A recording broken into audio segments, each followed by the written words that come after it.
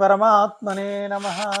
శ్రీమద్భగవద్గీత 18వ అధ్యాయము మోక్ష సన్యాస యోగము 47వ శ్లోకము నుండి 55వ శ్లోకం వరకు భావసహితంగా. శ్రేయాన్ స్వధర్మో విగుణః పరధర్మాత్ స్వనుష్ఠితాత్ స్వభావనియతం కర్మ కుర్వన్నాప్నోతి కిల్బిషం. బాగుగా ఆచరింపబడిన పరధర్మము కంటెను గుణరహితమైనను స్వధర్మాచరణమే శ్రేష్టమైనది. స్వభావమును అనుసరించి స్వధర్మ రూప వర్ణాశ్రమ ధర్మములను అనుసరించి కర్మలను ఆచరించు మనుష్యునకు ఎట్టి పాపములను ఏమాత్రము అంటనే అంటవు. సహజం కర్మ కౌంతేయ సదోషమపి నత్యజేత్ సర్వారంభా హి దోషేణ ధూమేనాగ్నిరివావృతా. ఓ కౌంతేయ, అర్జున, దోషయుక్తమైనను సహజమైన కర్మను త్యజింపరాదు. ఏలనన అగ్ని పొగచే ఆవరింపబడినట్లు కర్మలన్నీను ఏదేని ఒక దోషంతో కూడియే ఉండును. అసక్త బుద్ధి సర్వత్ర జితాత్మా విగత స్పృహ నైష్కర్మ్య సిద్ధిం పరమాం సన్యాసేనాధిగచ్చతి. ఓ అర్జున, ప్రాపంచిక విషయములన్నిటి యందు ఆసక్తి లేనివాడును స్పృహారహితుడును అంతఃకరణమును జయించినవాడును అగు పురుషుడు సాంఖ్యయోగము ద్వారా పరమశ్రేష్టమైన నైష్కర్మ్య సిద్ధిని పొందును. సిద్ధిం ప్రాప్తో యథా బ్రహ్మ తథాప్నోతి నిబోధమే. సమాసేనైవ కౌంతేయ నిష్ఠా జ్ఞానస్య యా పరా.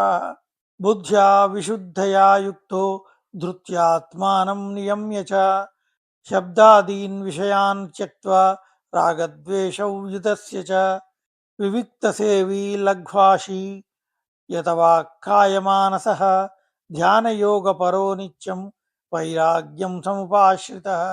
అహంకారం బలం దర్పం కామం క్రోధం పరిగ్రహం విముచ్య నిర్మమః శాంతో బ్రహ్మభూయాయ కల్పతే.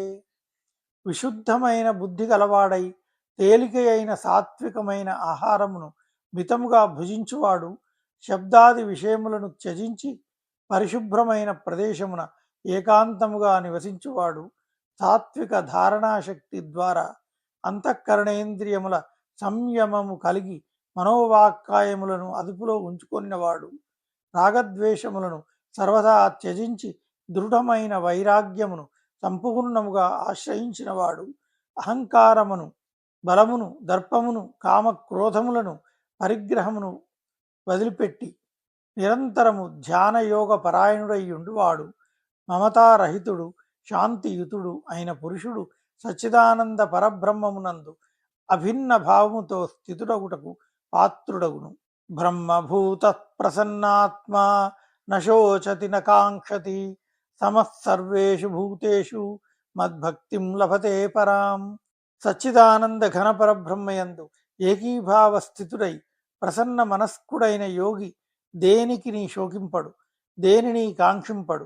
సమస్త ప్రాణులయందును సమభావము గల అట్టి యోగి నా పరాభక్తిని పొందును.